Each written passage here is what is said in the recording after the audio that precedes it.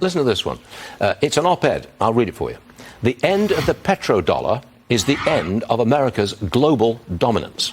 Daniel Turner wrote that, and he joins me now. Daniel, you're really saying that the end of the petrodollar is the end of the U.S. as the world's lone superpower. You want to explain that to me? Yeah, the oil industry is a thoroughly American concept. Oil wasn't invented in America. Oil refining wasn't even invented in America. But the industry was pioneered by America. And as such, oil has always been traded around the world in dollars. Look at the ticker on the screen right now. It says oil prices and crude, whether it's in Texas, whether it's in the Middle East, or even off the coast of England in the North Sea.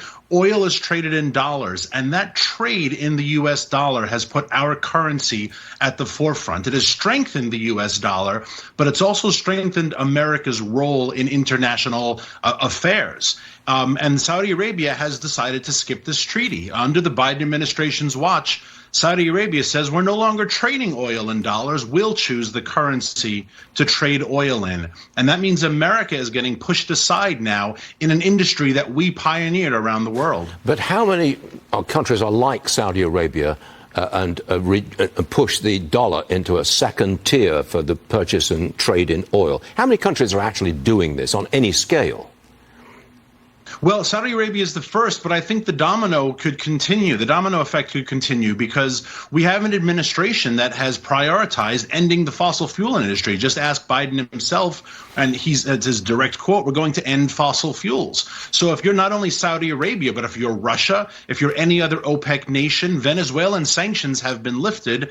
Their oil industry is taking off. Iran is producing 6 times more oil now than it did when Biden was inaugurated. So why are any of these countries using the dollar if America itself says we're going to get rid of oil? And I don't want to see oil traded in rubles. I don't want to see it traded in Saudi riyals or any other foreign currency. But yet again, a lack of American leadership means that is the direction this industry is heading, and it means America's getting pushed out of these negotiations, and that's bad. Well, the American dollar being disappearing, does that mean Saudi values are taking over? Right? Saudi Arabia, the country where they throw homosexuals off the roof, they don't let women drive or leave their house alone, yet now we're allowing Saudi Arabia to trade an industry that we pioneered in their own currency with their values. This is what's happening in Pride Month of all months under the Biden administration watch. There's a lot happening with this collapse, and no one is talking about it in mainstream media because it makes Biden look very, very weak and ineffective. Where do you think the price of oil is going? Real fast down there. We're at $81 now and rising. It's heading into the summer. $95 by August, I think, is highly, highly plausible.